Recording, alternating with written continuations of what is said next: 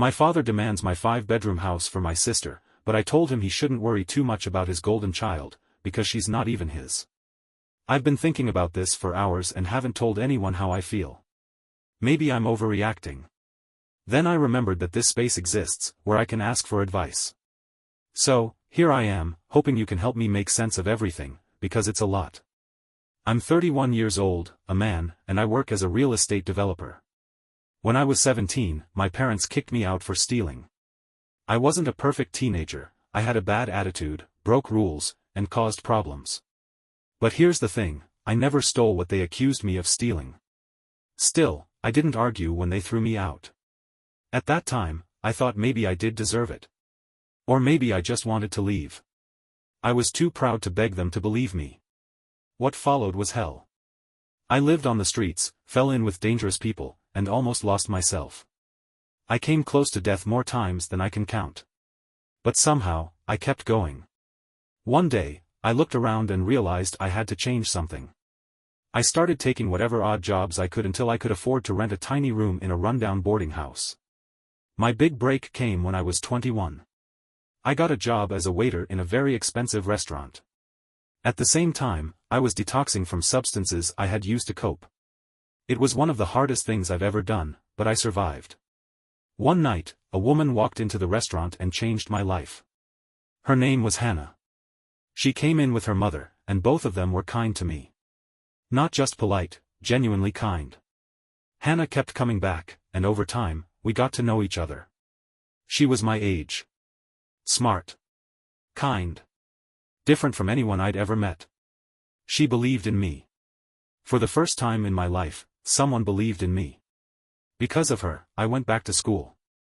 Between work and college, I didn't see her much, but she always made time for a quick coffee or a short conversation. I liked her, a lot. But I felt like I wasn't at her level yet. I told myself I would only ask her out after I had made something of myself. As it turns out, I wasn't stupid growing up, my brain just worked differently. With the right support, I graduated college with a strong GPA and landed my first job in real estate development. At 25, I finally had the courage to ask Hannah out. She laughed and told me she had been waiting for years for me to make a move. We got married soon after. Then we had our first child, who is now 3 years old. My life is better than I ever imagined. I have a senior position at work, a loving wife, and a beautiful family. I'm at peace. I thought about contacting my family many times, but I never did. When my father kicked me out, he told me never to speak to them again. So I didn't. Even though I had built a life they would probably be proud of, I couldn't bring myself to face them. I felt ashamed, not because of who I had become, but because of who I had been. Then, out of nowhere, a few weeks ago, I received a friend request from none other than my father. Seeing his name and photo made me freeze. After hesitating, I accepted. His first message took me a while to open. But when I did, it left me crying. He told me he had never stopped thinking about me. That he was old now, and he probably didn't have much time left. He wanted to make amends. He also told me that my mother and sister, Tessa, missed me and wanted to reconnect. We messaged for a few weeks before deciding to meet in person. A few days ago, my parents and Tessa came to my house to meet me, my wife, and our son. At first, everything was good. My sister and my wife got along instantly. Tessa kept complimenting the house and asking my wife about everything. Honestly, I was happy. I wanted my wife and sister to get along. Everything was perfect. Until my father pulled me aside into my study and ruined it. He commented on how unbelievable it was that someone like me owned a 5-bedroom home. Not a mansion, but big. That comment alone should have made me wary, but instead, I felt proud. I told him I owed my success to Hannah, she had given me hope when I had none. I told him I was finally at peace with my life. He nodded, smiled, and then said something that changed everything. Tessa really loves this house. You know, it would be nice if she had one like this too. I agreed. She really loves it, I said. Then, he asked, so what are the chances you'd give her this house? I laughed. I thought he was joking. He laughed too, but something about it made me uneasy. Even after all these years, I knew my father. He said things as jokes, but he meant them seriously. Was he really asking me to give my house to Tessa? I hoped he was joking. Because if he wasn't, then I was about to be very disappointed. For now, I let it go. But if he ever brings it up again, I won't tolerate it. I'm not 17 anymore. I don't have to beg for their approval. And I will never let them take advantage of me again. Update 1. There's still a lot my family and I need to heal from. Following some of your suggestions, we've started therapy together. So far, we've had 2 sessions, and while they haven't been easy, they've been productive. I'm keeping a very close eye on my family because, honestly, I still don't trust their intentions. The last thing I want is to be used. I've noticed a few things. For one, my sister, Tessa, has been spending a lot of time at my house. She's been especially friendly with my wife, Hannah. At first, it didn't bother me. I work long hours, and with Hannah expecting again, I liked the idea of her having company. But there's a pattern I don't like. Tessa constantly takes Hannah shopping and convinces her to buy things for her. Hannah doesn't mind, but I do. I've already warned her. Tessa has a habit of taking advantage of people's generosity. Hannah started to notice this too. She's begun limiting their outings. On the other hand, my dad calls and texts me a lot. He asks about my life and career, which is strange, because growing up, he didn't care at all. The only time he paid attention to me was when I got into trouble. I want to believe he's genuinely interested in me. But I'm not sure. He asks a lot of awkward questions about money. And I always dodge them. I haven't given him a single cent, except for very specific things. And I don't plan to give him anything unless I'm absolutely sure our relationship isn't just about money. Things have been awkward with my mom, Julia, and I think I know why. She's the one who doesn't seem happy that I've returned. She acts strange and cautious around me, like she's waiting for me to explode.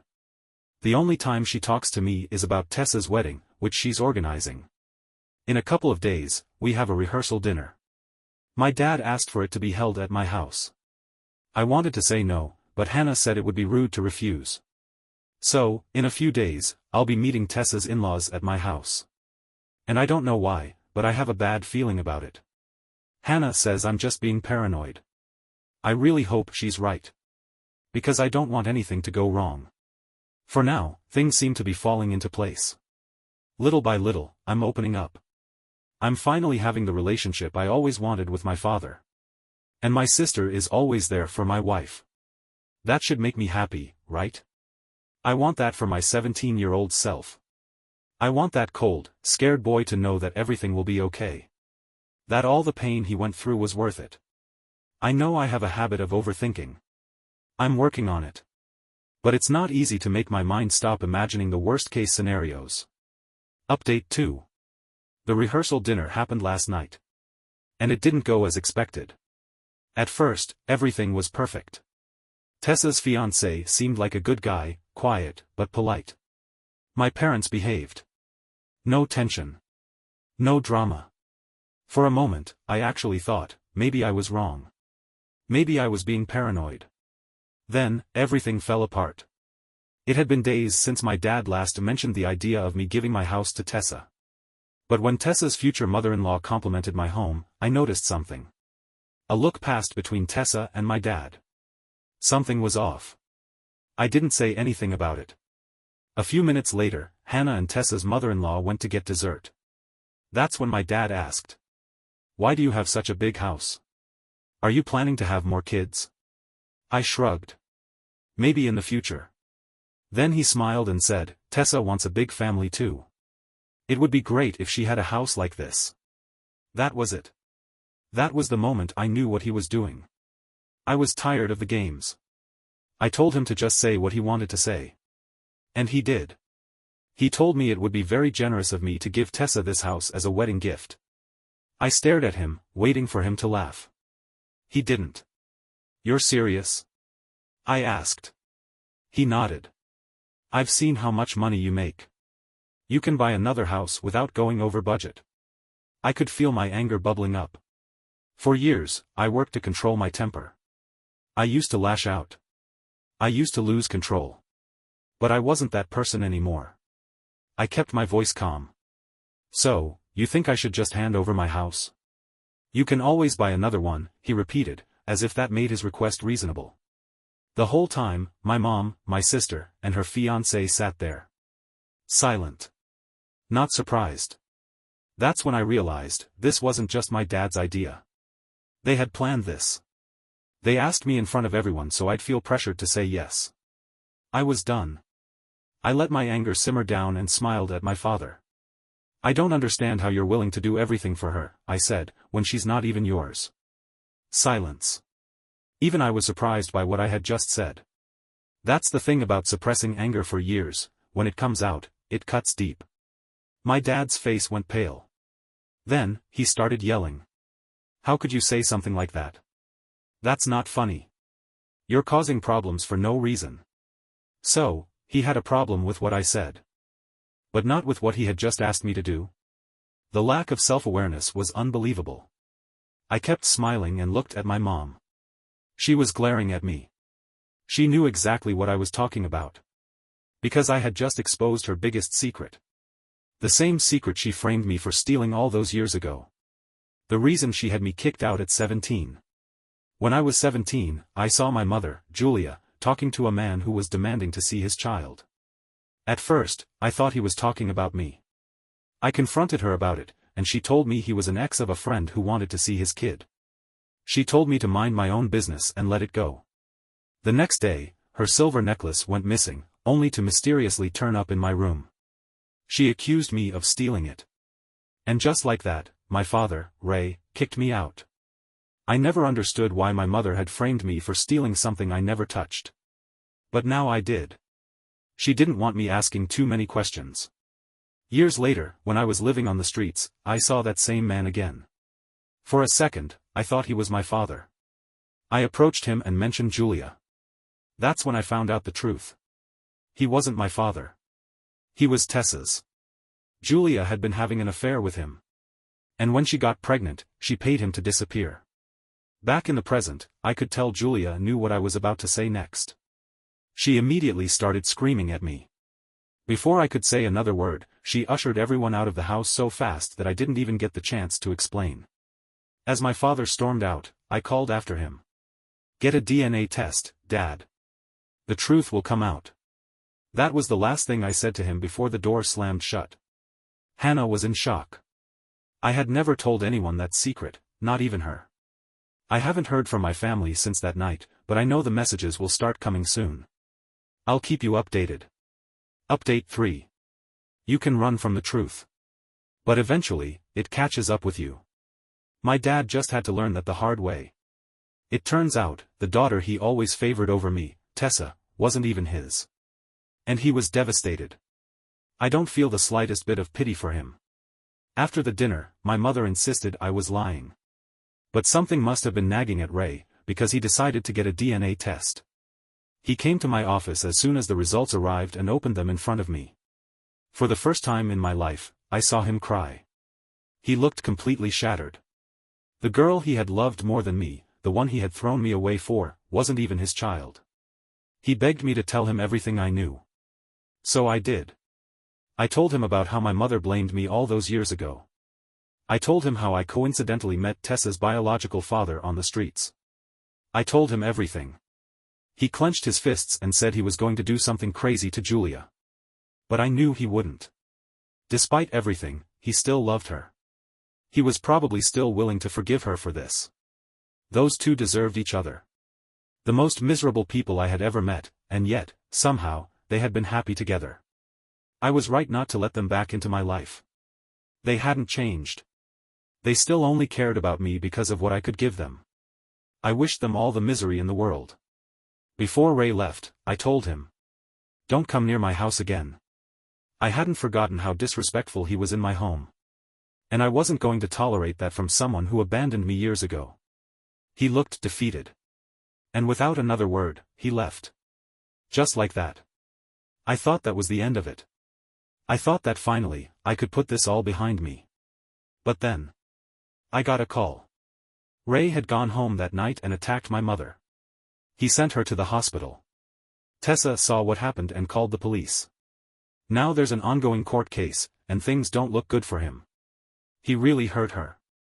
He broke several vertebrae. She'll recover, but not fully. She'll likely be on pain medication for years. Meanwhile, Tessa, angry and betrayed, called off her wedding. She became obsessed with finding her biological father. She even messaged me, asking for details. I told her everything I remembered. She tried to keep in touch with Hannah, but after a while, Hannah blocked her. She doesn't do drama. If I said I wish them the best, I'd be lying. I hope they're miserable. I wish they had never reached out to me in the first place. My life was perfectly fine without them. They tried to manipulate me. Tried to trick me out of my money. And instead, their entire world fell apart. I hope they learned their lesson. Of course, there won't be a next time. Update 4. I've always believed that everything happens for a reason. And this? This proves it. Ray has been sentenced to 3 years in prison for domestic violence. My mother provided evidence of past emotional abuse, which made his punishment worse. On top of that, there's been a recent rise in crimes against women in our area, which led to harsher sentencing. With Ray gone, Julia and Tessa's lives have completely fallen apart. Tessa searched for her biological father relentlessly. Then she found out he had died years ago. She spiraled into a deep depression. She cancelled her wedding. We've blocked her, so I have no idea what she's doing now. Julia, on the other hand, tried to contact me. She sent me a message blaming me for everything that happened. She said that Tessa has completely cut her off. Without Ray, Julia is struggling financially. I don't understand how that's even possible. Didn't they have savings? I went through hell for years because of her lies. She preferred to see me on the streets rather than risk me exposing the truth. If I had the chance, I would have exposed her sooner. I feel no loyalty to her. She treated me like garbage when I was a kid. If she ever needed me, I wouldn't go. I've forgiven her. But I will never forget. On a brighter note, my life is still moving forward. Hannah gave birth to a beautiful baby girl a few days ago, and that's what I really wanted to share. I know I got carried away ranting about my family, but honestly, none of that matters anymore. I'm focusing on the people who truly deserve my energy. And I swear, I will make sure my children have a much better upbringing than I did. I will never abandon them. I will never favor one over the other. The cycle ends with me. I owe everything to Hannah. She's the one who saved me from my past and helped me become the man I am today. I will spend my life making sure she is happy. She is my happiness. Hannah will be an amazing mother. No matter how many kids we have, we still have 2 spare rooms, so who knows what the future holds. I have to go now, the baby is crying. Take care. Update 5. It's been a while since my last update, so I'll start with a quick recap before getting into what's happening now. I haven't had any contact with my mother or sister. And honestly, that's exactly how I want it. Julia left town. From what little I've heard, she's still dealing with the consequences of everything that happened with Ray. But I don't know for sure. I don't care to know for sure. Tessa? She completely disappeared from my life. Not that I was invited to her wedding, anyway. Oh, but it wasn't the same wedding they had planned. She called off the first one and broke up with her fiancé. I think she hit rock bottom after finding out the truth about her father. But lately, she's been getting help, and apparently, she's met someone new. Whatever. Now, on to the real reason for this update. Ray is out of prison. And of course, he reached out to me. At first, I didn't want to respond. But now? I'm glad I did. To save you the long version, he told me that his time in prison changed him. At first, he blamed me for everything. But over time, he realized the truth. I wasn't the one who betrayed him. It was Julia. Then, after talking to counselors and other prisoners, he started to wonder. What if I'm not your father, either? So, he asked me to take a DNA test. I had my doubts, too. But I never wanted to reach out and go through the process while he was still in prison. But since he was the one who suggested it, I figured, why not? Not that it would change much. But at least I'd know the truth. And so would my kids. So we took the test. And guess what? I'm not his son. After we got the results, Ray told me we could still have a relationship if I wanted. I told him, no. This is the perfect opportunity to cut ties completely. I could see the pain on his face. This man just can't stop getting bad news. But I had nothing else to say to him. Next, I contacted Tessa and suggested a sibling DNA test. I didn't even know those existed, but apparently, they can determine whether you're full siblings or half-siblings. The results came back, and we're half-siblings. That meant we had the same mother, but not the same father. At least that narrowed it down. But unfortunately, that meant I had to contact Julia. I tried. She refused to respond. The only thing she said to me was, "Don't call me again." And you know what? That's fine by me. So now, I'm at a dead end. I can't force her to tell me who my father is. And at this point, I don't think she even knows. Right now, my only options are: hire a private investigator, which probably won't help much. Drop the matter entirely. Part of me wants to let it go. Another part of me still wants answers. I talked to Hannah about it, and she told me, "You don't have to search if you don't want to." And honestly, I think that's what I'll do. Maybe in a few years, I'll change my mind. If that happens, you'll hear from me. But for now, I just want to leave this all behind. Update 6. And it turns out, I was able to find out who my biological father was. It doesn't change much. Because he's already dead. I've learned a bit about him. Thankfully, there are no hereditary diseases to worry about. So at least that's one good thing. I just wanted to share that update. Even though, in the end, it doesn't really matter. Final thoughts. Looking back on everything, I don't regret a single thing. My family tried to manipulate me. They tried to use me. And instead, they destroyed themselves. I don't feel bad for them. Not even a little. They made their choices. And now, they're dealing with the consequences. Meanwhile, I have a beautiful family and a life full of love and success. I've won. I've broken the cycle. And I'll spend the rest of my life making sure my children never have to experience what I did. That's all that really matters. Thank you for watching the video. Like it if you watched the video to the end and don't forget to subscribe. Have a nice day.